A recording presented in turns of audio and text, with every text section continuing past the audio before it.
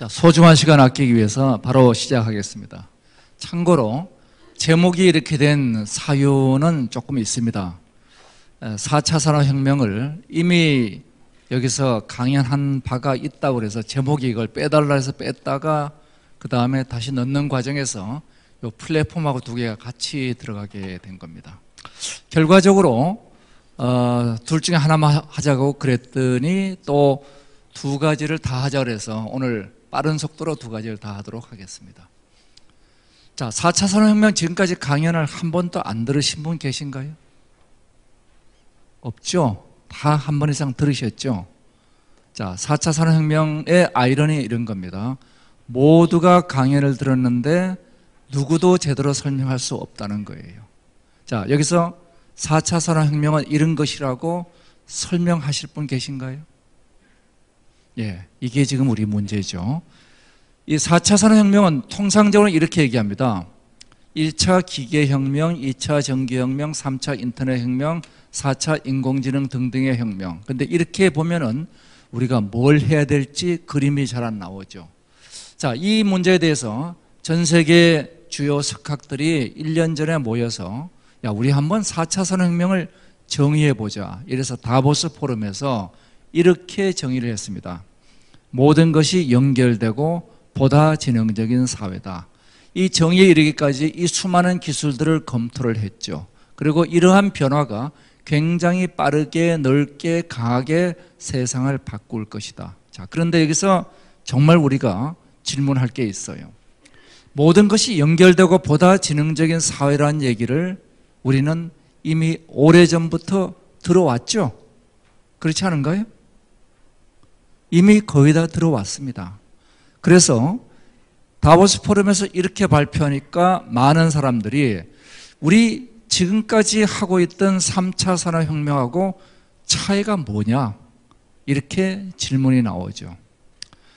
두 달 전에 제가 다보스 포럼의 의장, 이분이 클라우스 슈밥 의장이죠. 이분하고 KBS 1TV에서 1시간 동안 대담을 했습니다.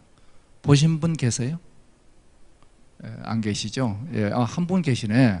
최순실 안 보고 왜 이걸 보셨어요? 자, 이때는 우리 다들 열심히 최순실을 보고 있을 때입니다. 이 녹화 시작하기 전에 제가 슈바 의장님한테 여쭤봤어요. 과거부터 우리가 하던 이런 얘기 말고 기존의 3차 산업혁명하고 차이가 되는 4차 산업혁명을 정의를 해보시라. 그랬더니 답이 이겁니다. 아직은 미정이다. 아니, 전 세계에 4차 산업혁명을 전파하고 다니시는 분께서 아직은 미정이라고 하는 게 우리 어떻게 받아들여야 되나요? 우선 이거는 우리한테 긍정적인 신호인가요? 부정적인 신호인가요?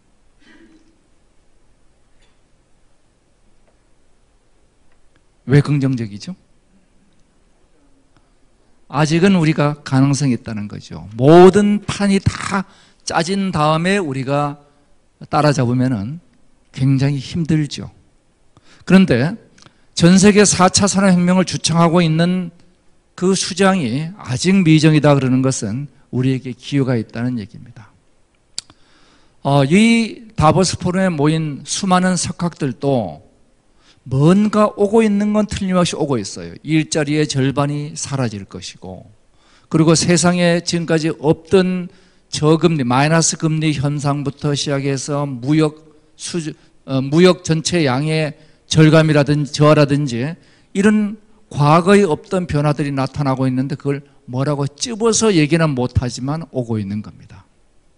자, 그래서 이거를 제가 정의하기 위해서 사람들이 어떻게 이해하고 있는가 물어봤어요.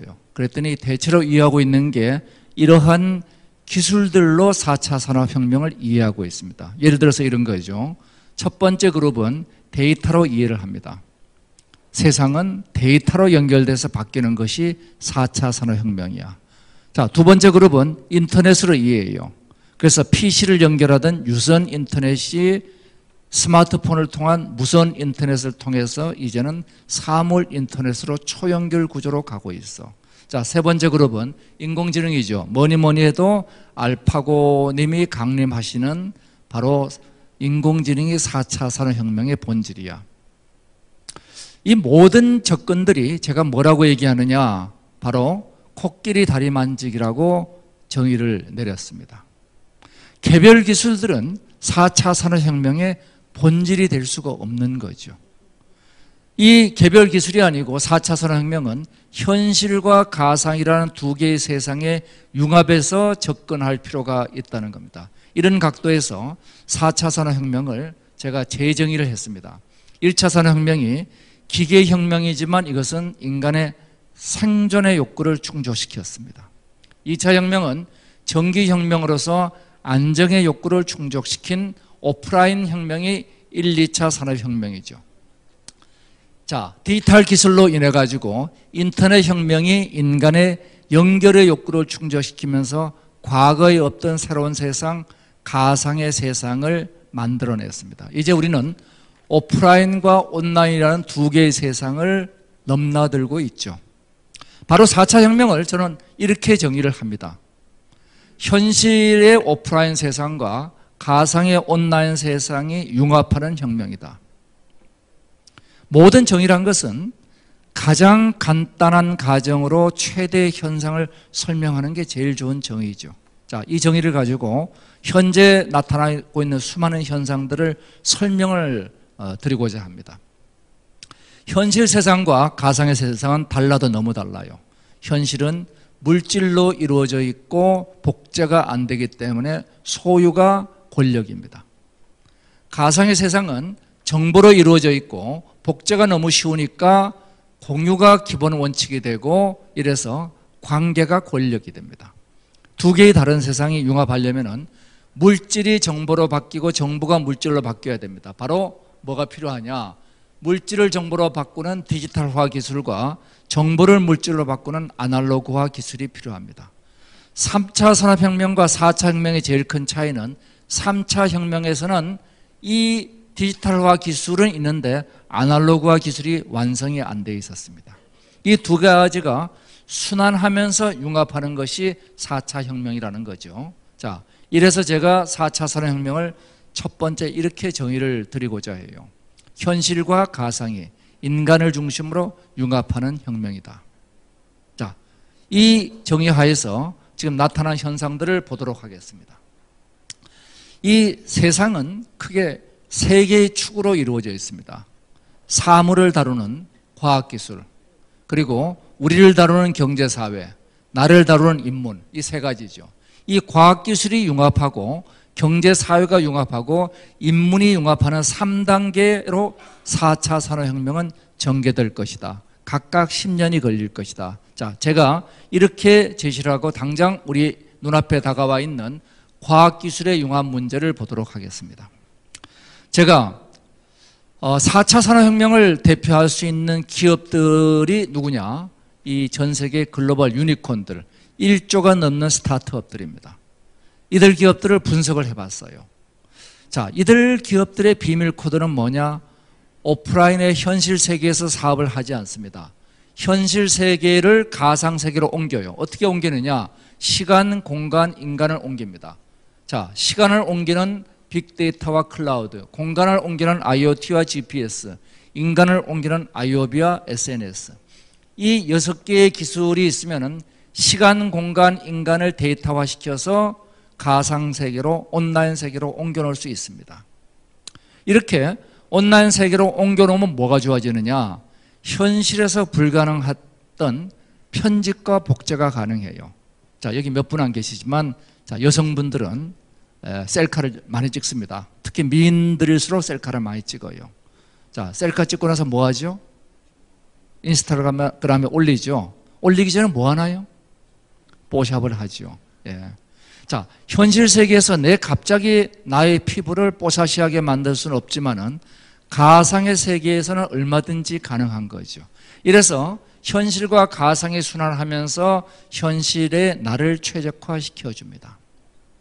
자, 대표적인 예가 바로 내비게이터죠. 제가 내비게이터를 켜고 서울에서 여기까지 올 때 전화가 옵니다. 몇 시쯤 도착 예정이십니까? 제가 내비를 보니까 50분, 49분 도착 예정이에요. 아니, 안 가본 길을 어떻게 알죠? 중간에 사고가 나가지고 좀 제가 돌아왔습니다. 그런데 사고 나서 돌아가라는 그 경로까지도 맞추어 줍니다. 시간을 예측해주고 공간을 맞춰줘요. 이걸 통해서 우리는 시간을 절약하고 에너지를 절약하고 그리고 교통 정체를 줄입니다. 이와 같은 일들이 가능한 이유는 뭐예요? 현실의 교통세계와 1대1 대응되어 있는 가상의 교통세계가 있는 거죠. 지도가 동일하고 자동차의 위치가 동일하고 그리고 교통신호가 동일합니다. 안 가봐도 우리는 도착 시간을 알 수 있어요. 자, 설날 때 우리가 어떻게 하죠? 몇 시에 귀경하는 게 제일 좋겠는가 물어보죠. 심지어는 지금부터 2시간 뒤에 가면 어떻게 될 것이냐 이것도 물어봅니다. 바로 이런 것들이 현실과 가상의 융합해서 인간에게 혜택을 줘요. 이 혜택이 얼마냐? 내비게이터에서만 나타나는 혜택이 연간 5조라고 얘기합니다. 자, 그렇다면 우리가 이것을 물 관리에서 쓸 수 없나요? 동일한 방식으로 공장, 병원 모든 분야에서 이게 가능한 거죠. 바로 현실과 가상이 융합하면서 현실을 최적화한다. 자, 이런 방법, 이런 최적화의 조건은 이겁니다. 들어가는 비용보다 나오는 효과가 커야 되겠다. 옛날에 내비게이터 만들려면 돈이 많이 들었죠. 이제는 데이터 수집 비용이 제로에 육박합니다. 우리가 알아서 자동차 위치를 올려주고 있습니다. 그리고 저장 비용이, 클라우드 저장 비용이 1억 분의 1로 감소했습니다. CPU 속도는 100만 배가 빨라졌고 인공지능 알고리즘은 오픈소스화되고 있습니다. 대부분 영역에서 이제는 이 부등식이 성립하고 있는 거죠. 이 부등식은 우리 수자원 공사도 마찬가지입니다. K와터에도 성립되고 있습니다. 자, 그래서 제가 전 세계 4차 산업혁명을 이끌고 있는 유니콘들의 비즈니스 모델을 분석을 해봤습니다. 분석해보고 내린 첫 번째 모델이 그들은 이 4단계 융합을 하고 있다는 거예요. 자, 조금 전에 제가 이렇게 정의했죠. 4차 산업혁명은 인간을 중심으로 현실과 가상에 융합하는 것이다. 자, 융합하려면 어떻게 해야 될까요? 제일 첫 번째 단계가 데이터를 수집해야 되겠죠. 우리 K와터도 지금 K와터의 4차 산업화를 위해서는 제일 첫 번째 단계는 어떤 형태가 되든 데이터를 수집해야 되겠죠. 이 수집된 데이터를 어디에 갖다 놓나요? 이 바로 클라우드에 올려서 빅데이터를 만들죠. 전국에 산재되어 있는 우리의 데이터를 어느 한 군데 갖다 놓을 수는 없습니다. 이 모든 것이 클라우드에 올라갑니다. 4차 산업혁명과 3차 산업혁명의 제일 큰 차이는 3차 산업혁명은 대부분 데이터가 서버의 데이터입니다. 4차 산업혁명의 데이터는 대부분 데이터가 클라우드의 데이터입니다. 이 클라우드의 빅데이터를 만들고 이렇게 되면 현실과 가상이 1대1 대응되죠. 제가 평행 모델이라고 명명한 모델입니다. 자, 이제는 누가 등장하느냐? 인공지능이 등장하죠. 그래서 예측과 맞춤, 도착 시간을 예측하고 최적의 경로를 맞춰줍니다. 그러면 교통 시스템이 최적화되죠. 우리는 똑같은 방식으로 물 관리에 필요한 정보를 수집해서 클라우드에 빅데이터를 만들고 인공지능으로 예측과 맞춤을 해보면 최적의 물 관리를 할 수 있다. 똑같은 얘기가 됩니다. 자, 이런 방식으로 우리가 현실과 가상을 순환시키는 것이 4차 산업혁명의 1, 2, 3, 4단계 프로세스입니다. 이 4단계 프로세스 그림에서 다시 보면은 만약에 사물 인터넷으로 4차 산업혁명을 설명하려는 것은 코끼리 앞다리의 오른쪽 다리만 설명하는 게 되죠. 그리고 인공지능으로 4차 산업혁명을 설명하는 건 연결고리만 설명하는 게 됩니다. 빅데이터만으로도 설명할 수 없어요. 모든 기술들은 4차 산업의 요소이고 수단일 뿐입니다. 본질은 현실과 가상이 인간을 중심으로 융합하는 겁니다. 자, 대표적인 예로서 세계 최대 호텔 체인이 바로 에어비앤비죠. 기업 가치 30조, 힐튼 인터컨티넨탈을 합친 것보다 큽니다. 이 에어비앤비에 자기들이 보유하고 있는 방이 몇 개나 되죠? 한 개도 없죠. 한 개도 없습니다. 세계 최대의 렌트카 회사 우버는 자기가 보유한 렌트카가 하나도 없죠. 세계 최대의 미디어 회사는 어디죠? 페이스북이죠. 자기가 만든 미디어가 없습니다. 그들은 방을 소유하는 것이 아니고 이 현실과 가상을 융합하는 일을 하고 있죠. 자, 이들이 융합하는 사례를 세 가지만 보겠습니다. 첫 번째, 캐터필러는 자기 중장비 사용자들의 수익을 올리기 위해서 제일 중요한 게 뭐냐? 고장 나기 전에 고쳐주자. 자, 어떻게 고장 나기 전에 고칠 것이냐? 출고 이후의 장비를 나 몰라라 하는 게 아니라 출고 이후의 장비에 사물 인터넷을 통해서 데이터를 수집합니다. 1단계, 수집한 데이터를 저장합니다. 2단계, 3단계로 인공지능이 등장해서 4단계로 최적화를 했더니 고장을 사전에 예측하고 미리 맞춰서 수리할 수 있게 되더라. 이로부터 다운타임을 10분의 1로 줄이게 됩니다. 이것은 우리 K-워터의 모든 수자원 설비의 사전 예측 보수 시스템을 가동할 수 있다는 것과 일맥상통합니다. 제가 관여했던 의료 산업계를 보면은 제너럴 일렉트릭 헬스케어는 지금 이런 방식으로 의료 장비를 관리하고 있습니다. 고장 난 후가 아니라 고장 나기 전에 서비스를 하는 거죠.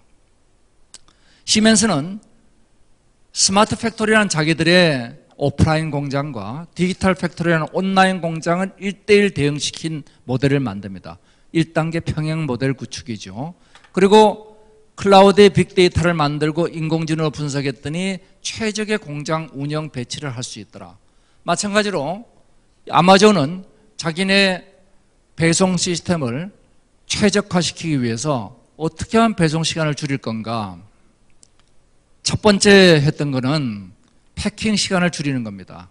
6천만 개의 물품이 있는 아마존의 물류 창고에서 이 패킹 시간에 90분 걸리던 거를 15분으로 줄이는 일을 해냅니다. 뭐 가지고?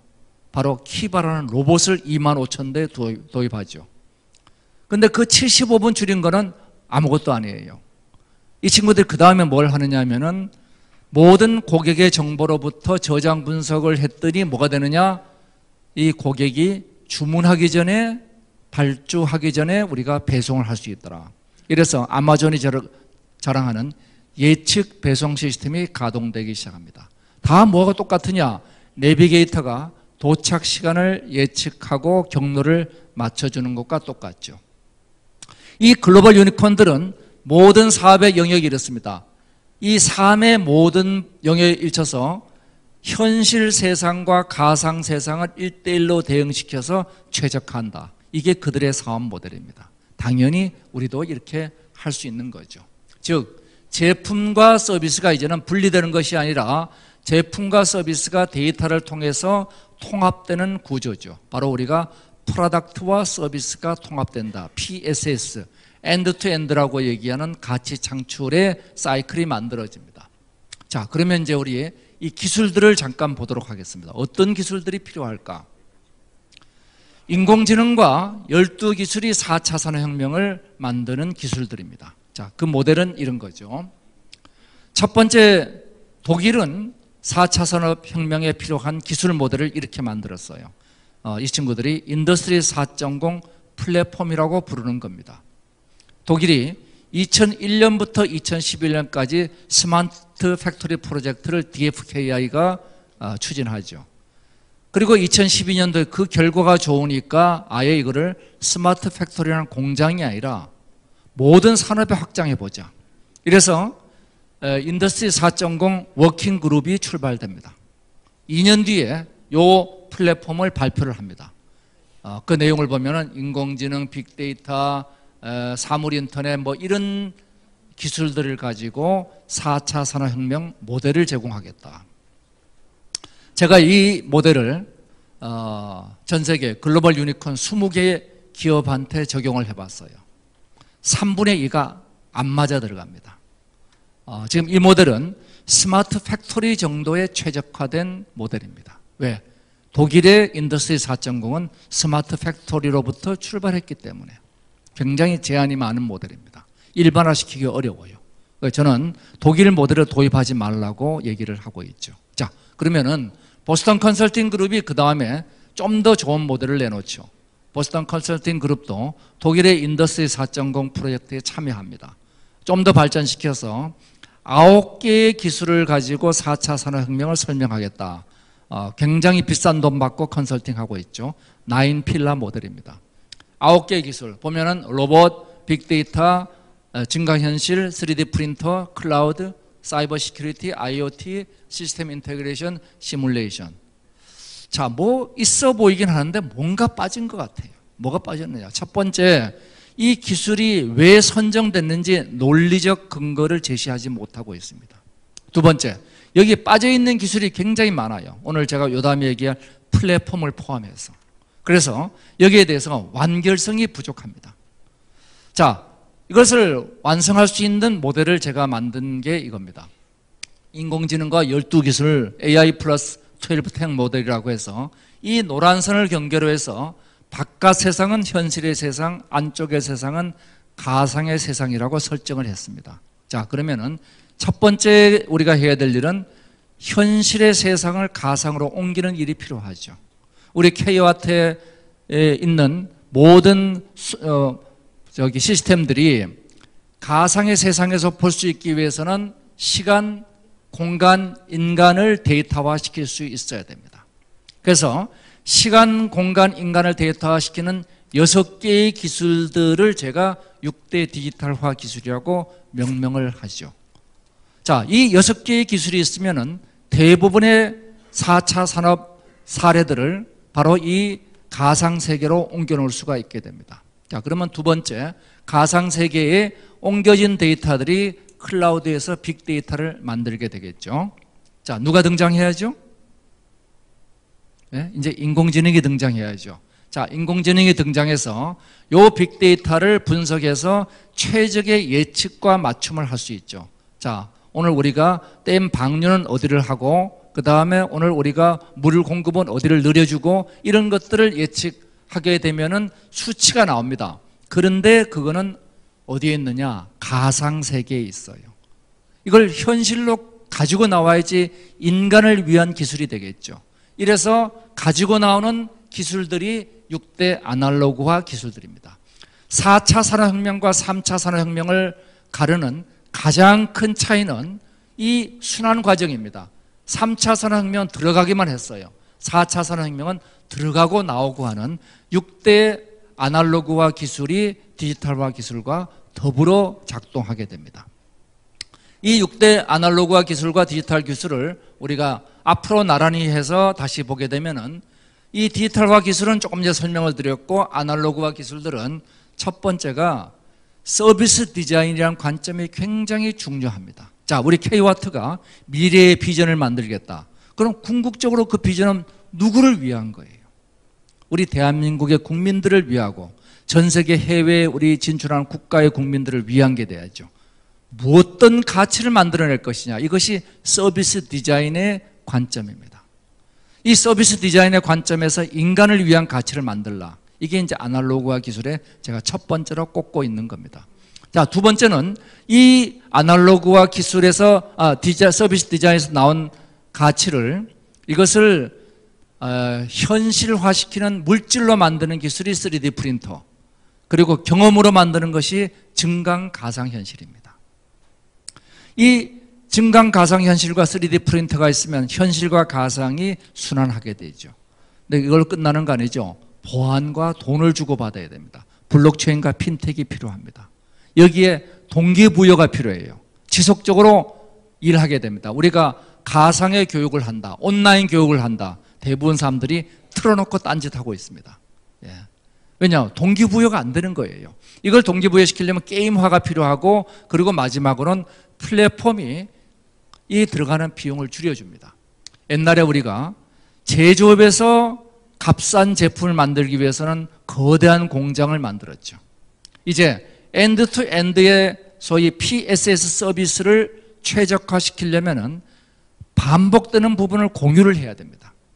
이 반복되는 부분을 공유하는 것이 바로 플랫폼이죠. 오늘 K와터에서 특별히 이 부분을 요청했기 때문에 제가 따로 얘기를 좀 드리겠습니다. 이래서 총 12기술에 가운데 인공지능이 들어있어요. 이 인공지능에 대해서 많은 사람들이 겁을 먹고 있습니다. 야, 그거는 구글같이 알파고가 나왔는데 그거 쉬운 거 아니잖아. 그건 우리는 할 수 없는 거야. 이렇게 생각을 대부분 하고 있습니다. 2년 전에 이미 구글은 알파고 이전에 2년 전에 구글의 모든 인공지능의 총체적 내용들을 결집한 텐서플로우를 공개했습니다. 같은 날 마이크로소프트가 공개하고 IBM이 그 다음 주 그리고 페이스북이 공개를 했습니다. 이제 주요한 인공지능 기술은 다 공개가 돼 있어요. 데이터는 공개 안 돼 있죠. 우리는 데이터만 있으면 인공지능을 쓰는 건 무리가 없습니다.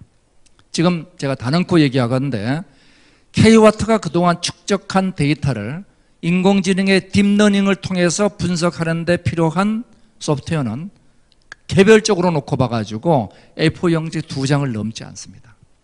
텐서플로우로 2장이 넘지 않아요. 제가 반도체 공장을 작년에 제 카이스트 석사과정 학생시켜서 해보니까 반도체 공장을 인공지능으로 딥러닝으로 만드는데 들어간 프로그램이 A4 용지 2장입니다.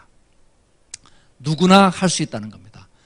조금 더 심하게 얘기하면 이건 엑셀 쓰는 것과 거의 유사하다고 할 수도 있어요. 누구나 할 수 있다는 얘기예요. 당장 우리가 할 수 있습니다.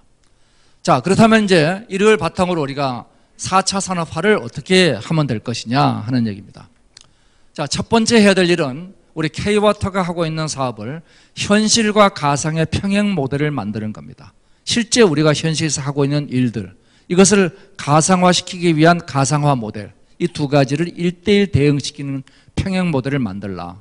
자, 두 번째는 그 두 개의 평행 모델 사이에서 4단계 융합을 하라는 거예요. 1단계 데이터 수집한다, 2단계 클라우드의 빅데이터를 만들고 3단계 인공지능 분석, 4단계 최적화입니다. 그러면 여기서 이제 그 다음에 소비자, 우리 고객들과의 접점에서 어떤 가치를 제공할 것이냐를 구체적으로 상세 설계를 해야 됩니다. 이것이 온라인과 오프라인이 연결된 디자인이라서 제가 O2O 서비스 디자인이라는 걸 새로 만들었습니다. 이 O2O 서비스 디자인을 가지고 고객 접점의 가치를 정의를 합니다. 그러면 그거에 의해서 우리가 필요한 기술들이 찾아오는 거죠. 기술은 어디까지나 우리가 필요할 때 갖다 쓴다고 생각하시면 됩니다. 테크놀로지는 애지어 서비스입니다. 그리고 이제 이해관계자 대응이 필요해요. 아무리 좋은 기술도 자, 이 기술이 도입되면 내 일자리가 없어진다. 나는 반댈세 하고 반대하는 사람이 나타나죠. 또 이 새로운 기술이 도입돼 가지고 내 일이 무지하게 많아진다. 나도 반대입니다. 그러면 없어지는 사람도 반대, 새로 일이 많아지는 사람도 반대, 이런 문제들을 적절하게 수용하고 이 조정을 해줘야 되죠. 표준과 생태계를 맞춰가야 됩니다. 우리가 전체적으로 IoT를 동원해 가지고 수자원의 현황 시스템을 심리스 모니터링 한다 치더라도 그 일련의 내용들이 로파워 와이드 에러 네트워크의 표준하고 일치해 들어가야 됩니다. 그리고 거기에 우리 특허가 있고 가볍게 시작해라. 이게 제가 4차 산업화에 필요한 8단계 프로세스라고 얘기를 하고 있습니다. 자, 원래는 4차 산업혁명 가지고 제가 보통 90분 정도 하는데 오늘은 30분 만에 압축해서 끝내고 플랫폼 얘기를 하도록 하겠습니다. 자, 이 플랫폼은 뭐냐? 플랫폼은 모두가 알고 있다시피 기차역이죠. 기차역. 이 기차역이 플랫폼입니다. 대전역 플랫폼이죠. 자, 대전역에 가면은 전주도 가고 광주도 가고 서울도 가고 역 하나에서 여러 목적지로 이동을 합니다. 그러니까 역 하나 가지고 여러 노선이 공유하니까 이게 플랫폼입니다. 그래서 플랫폼을 가장 우리가 쉽게 이해하는 것을 제가 인수분해라고 설명을 해요. 플랫폼은 인수분해다. 자, AX 더하기 BX 더하기 CX를 인수분해하면 이렇게 되죠. 이렇게 되면 뭐가 좋아졌나요? X가 3번 쓰던 거를 1번으로 줄였죠. X가 2번 줄었어요.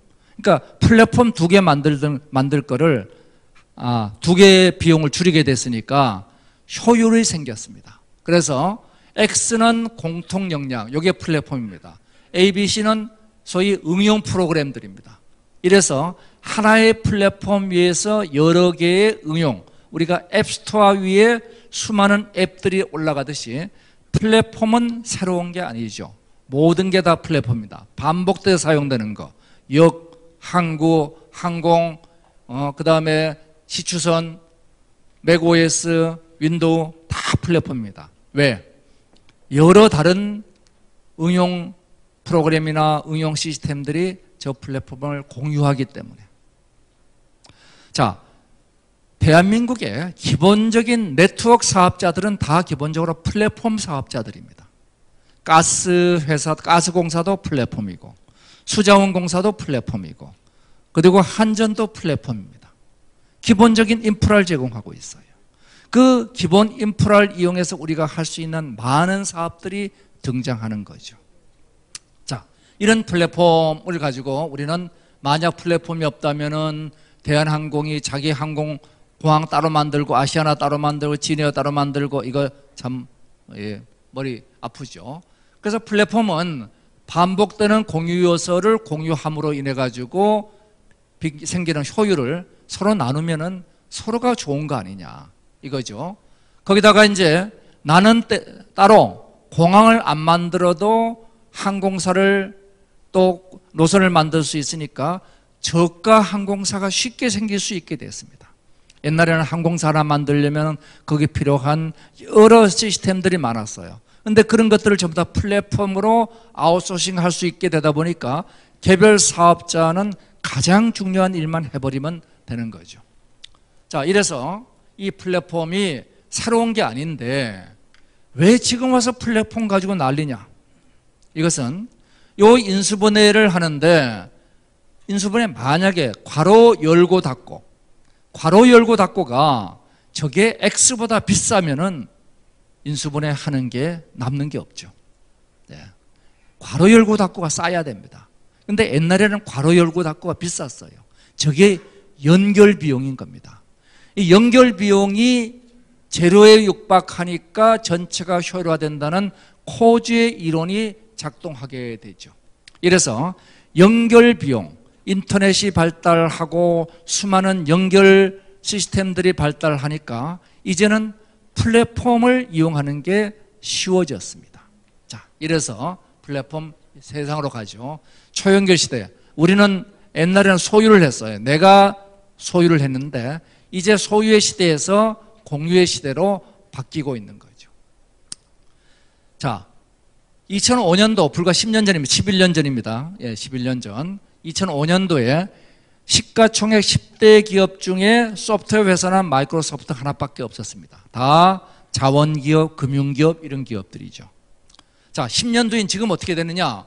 보시는 것처럼 시가총액 10대 기업 중에 6개가 플랫폼 기업들이 됐습니다. 세상은 굉장히 빠른 속도로 3차 산업혁명의 가장 큰 특징이 뭐냐? 가장 큰 특징이 플랫폼 기업의 등장입니다. 예. 이것이 이제 4차 산업혁명으로 이어지죠. 자, 그래서 플랫폼은 서비스 플랫폼, 기술 플랫폼, 제품 플랫폼, 한마디로 모든 제품은 플랫폼이란 게 하버드 비즈니스 리뷰가 발표한 논문이에요. 모든 반복돼서 사용되는 것들은 다 플랫폼들입니다.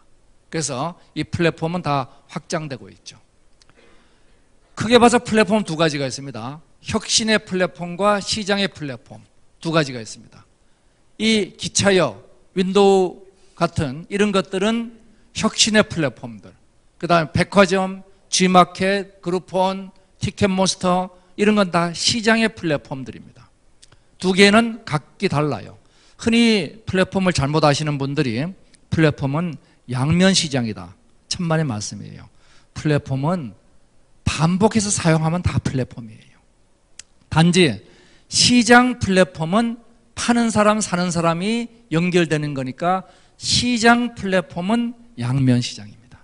그러니까 원래 시장은 양면이었어요. 예. 자, 이래서 이제는 혁신 플랫폼과 시장 플랫폼이 총체적으로 연결되는 이런 미래 산업 구조로 이동해 들어갑니다.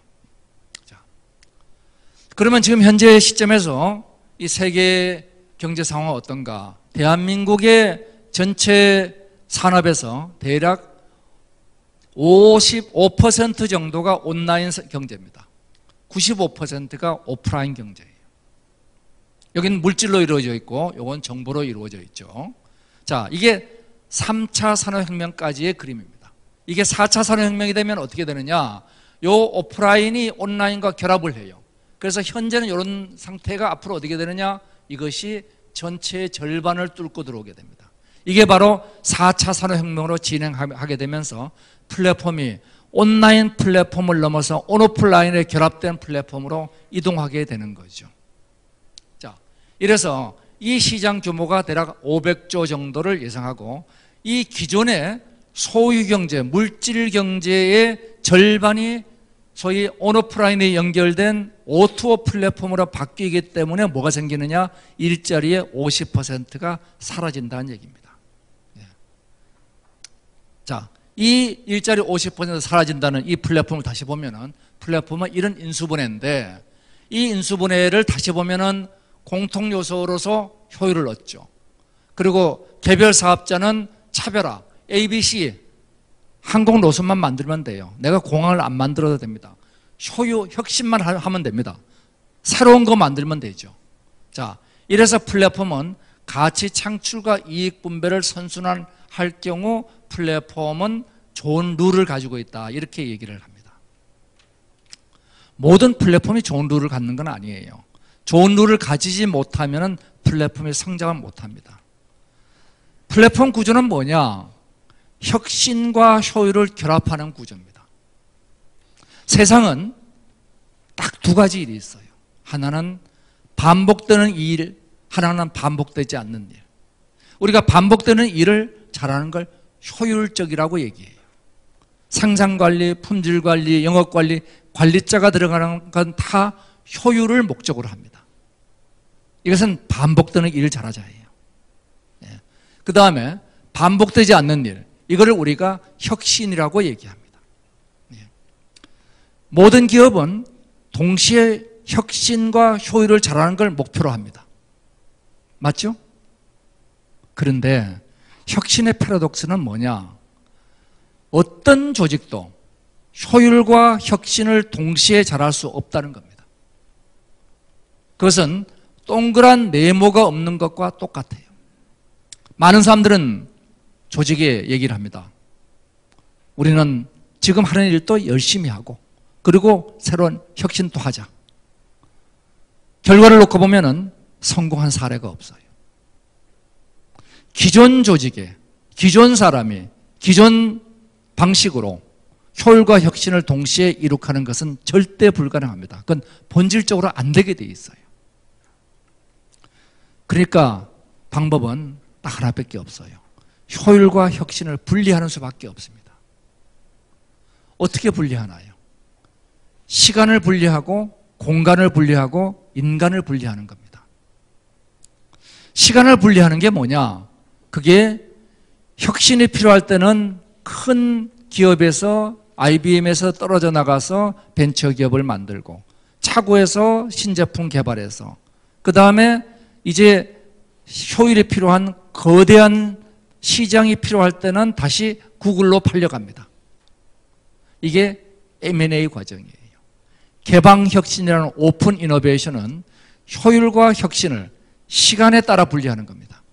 혁신이 필요한 시간에는 작아지고 효율이 필요한 시간은 커진다는 거예요. 두 번째는 공간을 분리하는 겁니다. 이게 플랫폼입니다. 그래서 백화점이 있고 백화점 안에 패션 가게들이 있고 백화점은 효율의 공간, 패션 가게들은 혁신의 공간들입니다. 공간을 분리한 거예요. 자, 우리 K-워터가 할 수 있는 혁신 방안은 그 두 가지예요. 우리가 필요한 새로운 기술들을 인공지능으로 뭐를 하고 이런 것들 우리 내부에서 한다 어렵습니다. 그런 거는 외부에서 M&A를 한다. 이게 유일한 대안이에요. 또 하나는 뭐냐면 우리 K-워터가 갖고 있는 모든 기존의 사업들을 플랫폼화시켜서 누구든지 와서 여기다가 어플리케이션 프로그램 인터페이스 API만 제대로 맞춰주면 와서 자기 사업을 우리 플랫폼 위에서 할 수 있게 한다. 이거예요.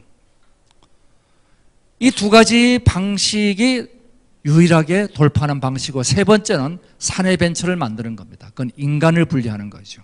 이래서 플랫폼이란 것이 이 효율과 혁신을 결합하는 가장 대표적인 대안입니다.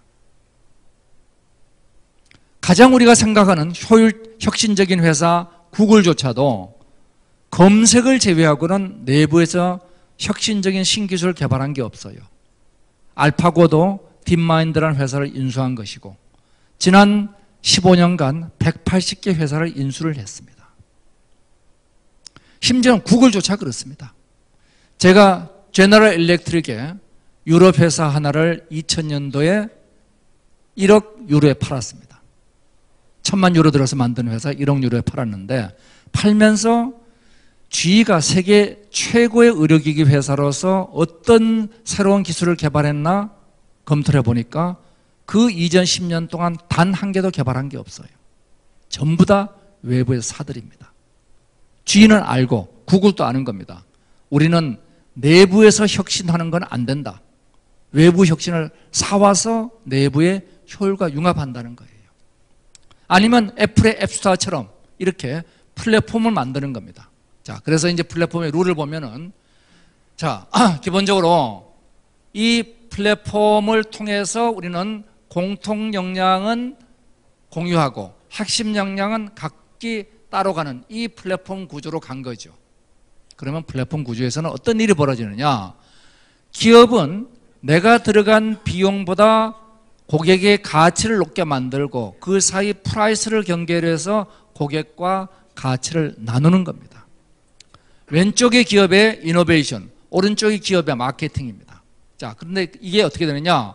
공통 역량을 공유해요. 공유하니까 자원 소비가 축소됩니다. 그죠? 자원 소비가 축소되니까 효율이 증대되니까 비용이 감소해요. 자, 비용이 감소합니다. 자, 비용이 감소하니까 가격이 하락합니다. 그래서 플랫폼 경제에서는 광범위하게 일어나는 일들이 뭐냐면은 반복되는 비용을 줄임으로 인해서 원가가 절감되고 소비자 가격이 하락합니다.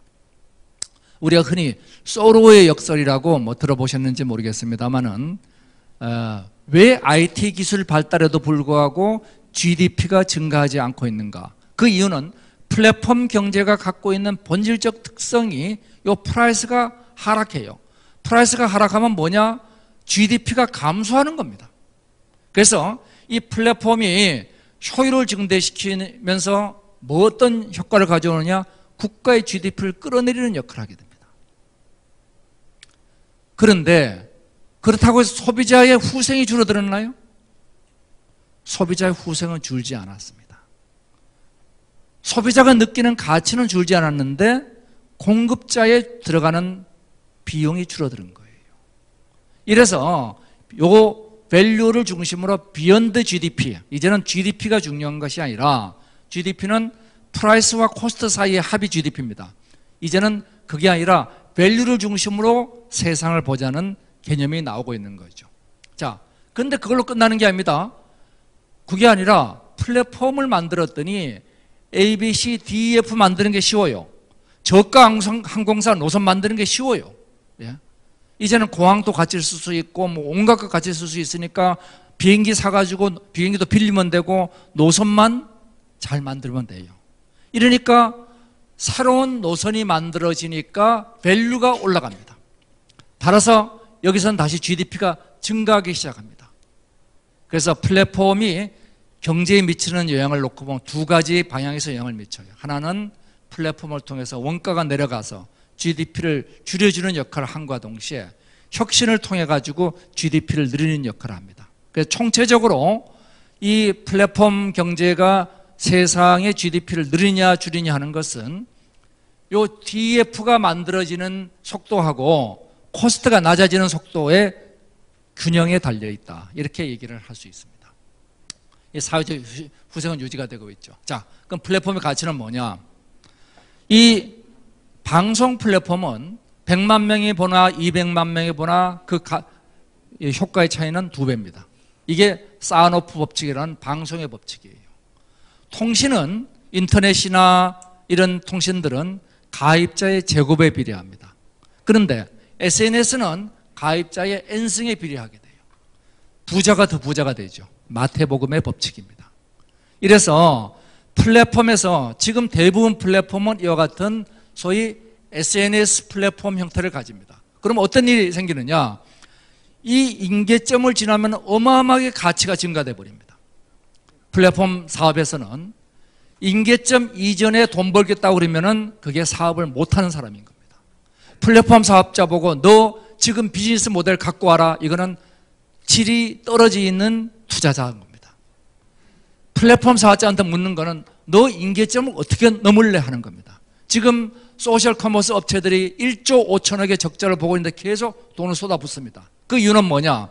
임계점을 넘어가면 어마어마한 이익이 생길 것이다. 아마존이 창업 10년 내 이익을 낸 적이 없습니다. 우리가 이런 문제를 놓고 보면 플랫폼 사업은 이 플랫폼에 통해서 아마존이 수많은 책을 팔죠. 이 많이 팔리는 책부터 적게 팔리는 책까지 있습니다. 굉장히 커야 됩니다.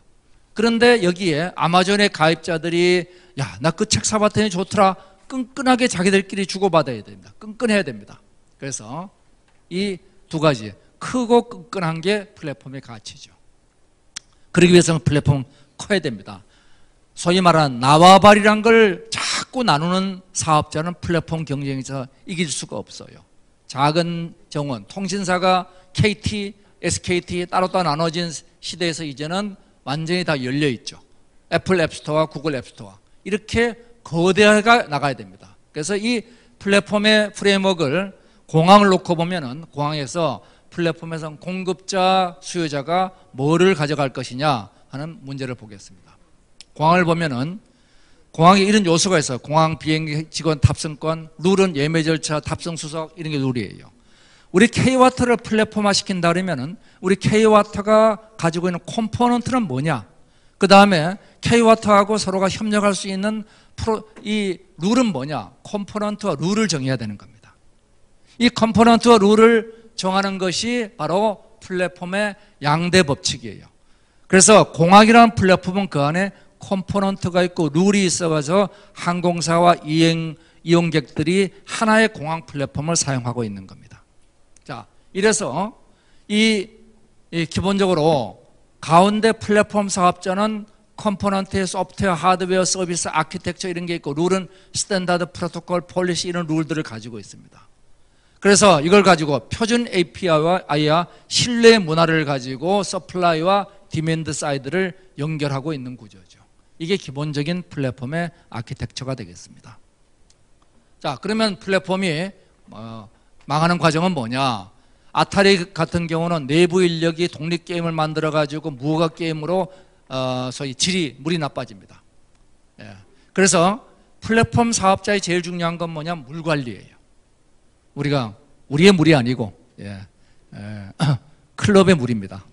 우리 여기 계신 분 클럽에 가면 다 입구에서 못 들어가실 분들인데 클럽의 물 관리가 제일 중요하죠. 그러면서 그 다음 문제가 옛날에 통신사들은 KT나 SKT는 게임 사업자한테 30 주고 자기들이 70을 가져갔어요. 지금 애플이나 구글은 얼마냐면 자기들이 30을 가져갑니다. 아니 얘들이 왜 30을 가져갈까요? 결국 이거죠. 닫힌 플랫폼에서 70을 가져가는 거하고 열린 플랫폼에서 키워서 내가 30 가져가는 거하고 어느 게 더 크냐. 결국은 플랫폼은 개방 플랫폼이 돼야지 커진다는 겁니다.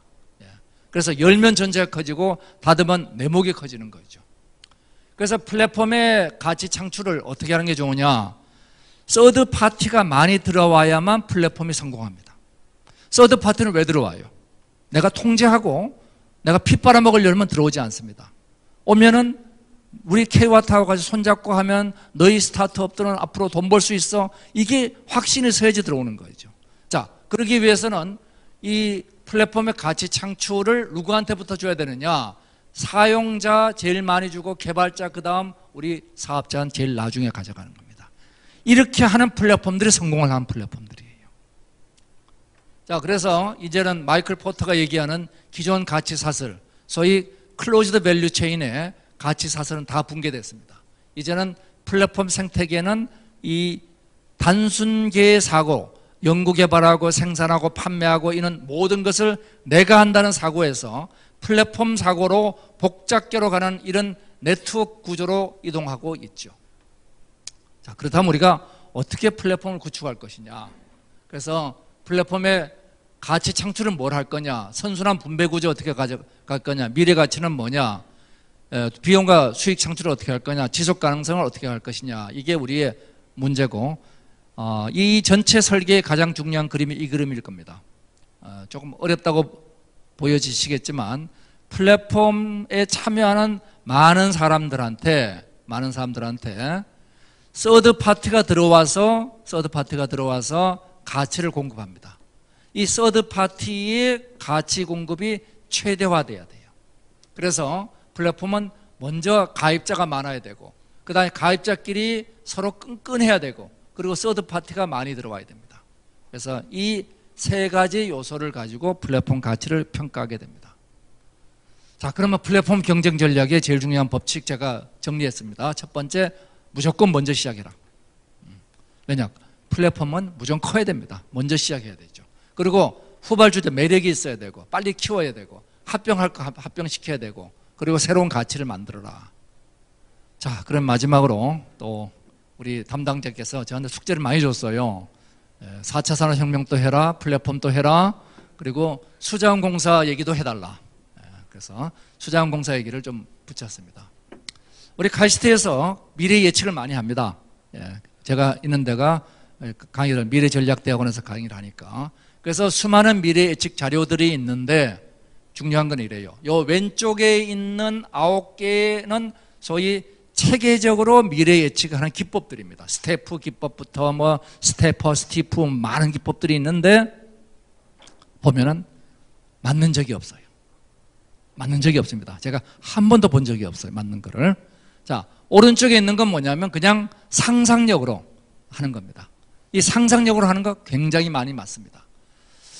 우리가 10년 후에 대한민국이 될 거냐, 키스텝하고 카이스트가 같이 만든 겁니다. 영향력, 그 다음에 발생 가능성, 여기에 이제 많은 문제들이 있죠.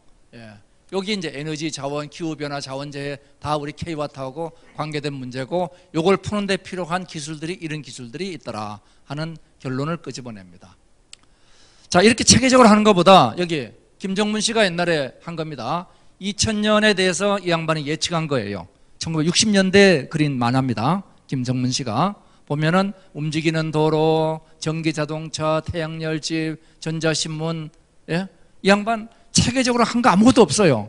그런데 지금 이 거의 대부분이 지금 다 구현되고 있습니다. 그래서 미래학이라는 게 그렇게 체계적으로 컨설팅 회사가 기법에서 나온다, 천만의 말씀이라는 얘기를 제가 드리고 싶은 겁니다. 자, 미래는 예측하는 것이 아니라 상상하는 것이고, 그리고 제일 좋은 방법은 우리가 만드는 것이라는 거예요.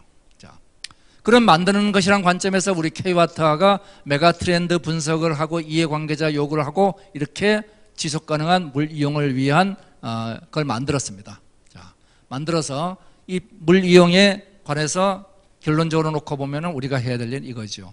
물 관리의 평행 모델을 만들자는 겁니다. 인간을 중심으로 오프라인의 물 관리와 온라인의 물 관리가 최적화되는 데이터 수집과 저장과 인공지능을 맞춰가지고 최적화해보자. 자, 이걸 하기 위해서 제가 한 장이 있었는데 어디 갔나?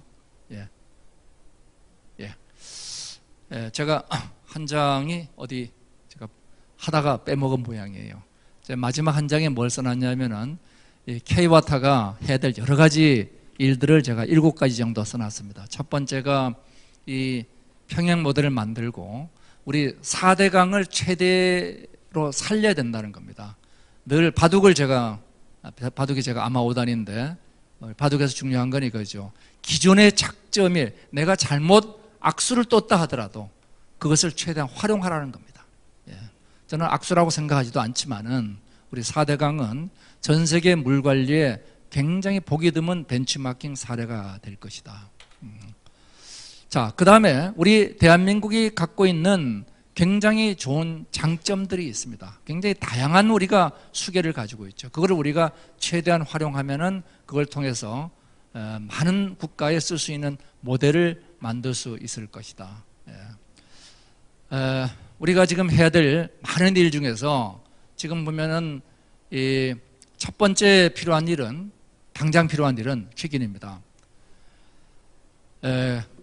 인공지능을 도입하고 클라우드를 만들고 그 다음에 사물 인터넷까지 데이터 수집하고, 이거는 시간이 걸립니다. 그럼 당장 우리가 할 일은 뭐냐? 당장 할 일은 이미 우리가 확보하고 있는 수많은 데이터가 있습니다. 기존에 소위 레가시 데이터들이 있습니다. 이게 레가시 데이터를 지금까지 우리가 인공지능으로 분석을 안 해봤습니다. 그거를 한번 해보시라 이거예요. 그건 돈이 드는 것도 아닙니다. 그 인공지능으로 분석을 해보면은, 제가 아까 말씀드린 구글 텐서플로우 가지고 분석하면은 A4 용지 한 장 내지 두 장 가지고 우리가 그동안 축적해온 데이터들을 이놈이 알아서 분석해서 모델을 만들어냅니다. 제가 단언컨대 거기서 우리가 깜짝 놀랄 정도의 예측 모델들이 나올 겁니다. 그는 새롭게 우리가 뭘 IoT를 사물 인터넷을 통해서 데이터를 심리에서 커넥션하고 이런 거 할 필요도 없어요. 기존에 있는 데이터 가지고 할 수 있습니다. 그래서 제일 첫 번째 퀴기는 기존에 있는 데이터를 활용하라는 겁니다. 자, 두 번째는, 자, 기존에 있는 데이터 활용해서 뭔가가 만들어지면 거기서부터 우리는 이런 데이터는 굉장히 유용하구나. 그럼 거기서부터 우선순위를 만들 수가 있습니다. 우리 물 관리에 관한 모든 데이터를 다 수집하기 위한 사물 인터넷 망을 다 전국에 한꺼번에 딱 깔자. 어마어마한 돈이 들죠. 그런데 우선순위를 우선 정해야 되는, 우선순위는 기존의 레거시 데이터를 인공지능 분석해보면 나온다는 거예요. 그러면 그 우선순위에 의해 가지고 우리가 사물 인터넷망을 깔기 시작합니다. 깔기 시작하고, 이제 거기서부터 이제 시간이 걸립니다. 이제 데이터가 클라우드에 올라가서 쌓여야 되는데, 클라우드에 쌓이는 게 일정 규모 이상 쌓여야지 이제는 인공지능이 뭔가를 할 수 있죠. 그 다음 시간이 필요합니다. 그래서 1단계는 레가시 데이터를 써라. 그로부터 우선순위를 만들고 2단계로 사물 인터넷망을 단계적으로 구축해라. 세 번째가 클라우드에 누적돼 가지고 충분한 양이 쌓이면 그때부터 우리는 엣지 데이터를 이용해서 수많은 일들을 할 수 있을 것이다. 그리고 그걸 통해서 우리는 다양한 물 관리에 관계된 세계 첨단 회사로 태어나게 될 것이고, 이 과정에서 모든 응용 분야를 우리가 직접 할 것 없이 수많은 스타트업들에게 우리 플랫폼을 열어서 그들이 참여할 수 있도록 열어주고, 우리는 그 전체를 이끌어가는 플랫폼 사업자로 커나가자. 자, 이상 되겠습니다. 끝내겠습니다. 네, 감사합니다.